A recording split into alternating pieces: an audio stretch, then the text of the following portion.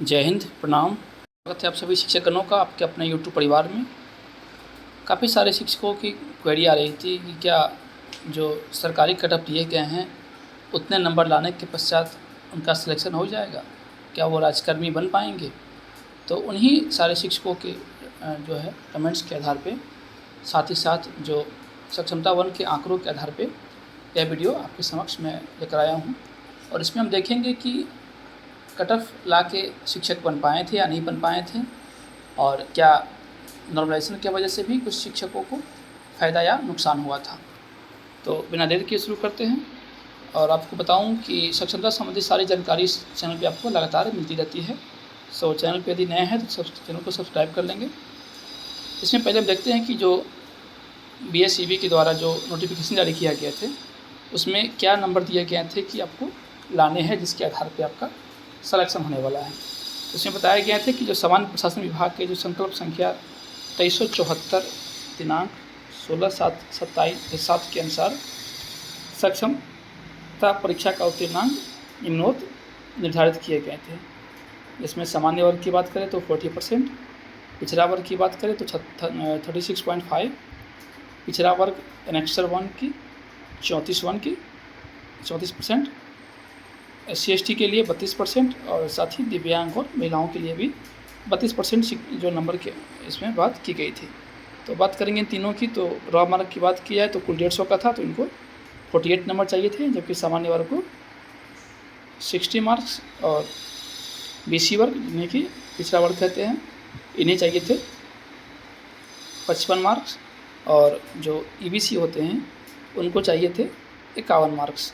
अर्थात ये minimum marks है जो आपको लाने चाहिए आपको सक्षम शिक्षक बनने के लिए, अर्थात विशिष्ट शिक्षक बनने के लिए आपको ये मार्क्स आने चाहिए। परंतु एग्ज़ाम तो कोई एक शिफ्ट में हुआ नहीं, एग्ज़ाम कई अन्य शिफ्ट में हुए। तो सारे एग्ज़ाम्स के जो क्वेश्चन की लेवल जो है किन्हीं के टफ हो सकते हैं, किन्हीं के लो हो सकते हैं।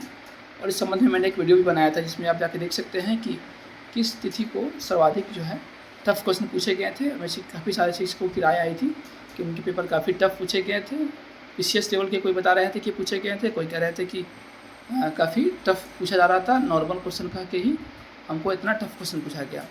तो इनमें अगर किन्हीं के 80 नंबर आ रहे हैं, 100 नंबर आ रहे हैं, 120 नंबर आ रहे हैं, तो कोई ज़रूरी नहीं है कि आपके जो फाइनल रिजल्ट आएंगे उसमें भी आपके वही मार्क्स रहेंगे, वो आपके रॉ मार्क्स होंगे।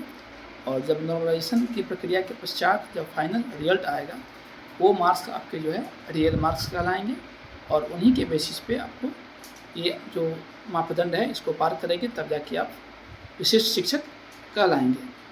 और इसमें हम बात करने वाले हैं क्लास 1 to 5 की। उन्हीं के आंकड़े हमारे पास अभी अवेलेबल हैं, बाकी के भी अवेलेबल है, लेकिन एक वीडियो लंबा हो जाता है, इसके वजह से मैंने इसमें केवल 1 to 5 के ही शामिल किए हैं। और आपको बाकी वर्गों के भी चाहिए तो आप कमेंट करेंगे, तो बाकी वर्गों के भी जो आंकड़े हैं जो कि शिक्षकों के द्वारा ही, सक्षमता वन के शिक्षक के द्वारा ही जो रिस्पॉन्ड करके बताए गए थे उन्हीं पे आधारित है। तो उनको हम आगे अब देख सकते हैं। उसके लिए आपको कमेंट करना होगा कि क्या आपको चाहिए, तो बताऊंगा। इसमें 1 to 5 में देखेंगे हम कि जो मैंने BSEB 1 के द्वारा जो सक्षमता वन के आंसर की जारी किए गए थे उसके दरम्यान मैंने शिक्षकों से उनकी राय ली थी कि आपके जो है कितने मार्क्स आ रहे हैं, अर्थात जो कट ऑफ मार्क्स निर्धारित है उससे अधिक है, कम है, बराबर है, बहुत ज़्यादा है। तो उसमें मैंने एक कम का ऑप्शन दिया था। उसमें करीब 9% शिक्षक ऐसे थे जिन्होंने बताए थे कि उनके कट ऑफ मार्क्स जो है, जो मिनिमम नंबर लाना चाहिए था कट ऑफ मार्क्स का, उनसे कम आ रहे हैं। और बराबर की बात करें तो करीब 5% शिक्षक ऐसे थे जिन्होंने कि बताया कि उनके मार्क्स कट ऑफ मार्क्स के बराबर हैं। थोड़ा ज़्यादा की बात करें तो 18% शिक्षक के उसमें रिस्पॉन्स था कि उनके थोड़े अधिक नंबर आ रहे हैं, जबकि बहुत अधिक में 47%। और 100+ नंबर की बात करें, 100 तो किन्हीं को चाहिए ही नहीं, मैक्सिमम नंबर 60 पे ही आप पास कर जाएंगे। तो 100 की बात करेंगे, 100+ की, तो 21% शिक्षक ऐसे थे जिनके कि पिछले बार आंसर की में 100 से अधिक मार्क्स आ रहे थे। इनसे आप अनुमान लगा सकते हैं कि जो क्वेश्चन की लेवल है वो ठीक ठाक ही रहे होंगे। तब तो भाई 21% शिक्षक 100+ मार्क्स आ रहे हैं, या हो सके बाकी शिक्षकों की अपेक्षा उनके थोड़ा पेपर आसान रहे होंगे, जिनकी वजह से वो 100% नंबर ला पाएँ। तो इनमें जो मेरा मुख्य जो ध्यान देना है वो देना है इन पे कि जिनके कट ऑफ से 9 यानी कट ऑफ से कम नंबर कुल 9% शिक्षकों का आया था। और ये सारे आंकड़े जो है 5000 शिक्षकों के द्वारा रिस्पॉन्ड किए गए वोट पे आधारित है।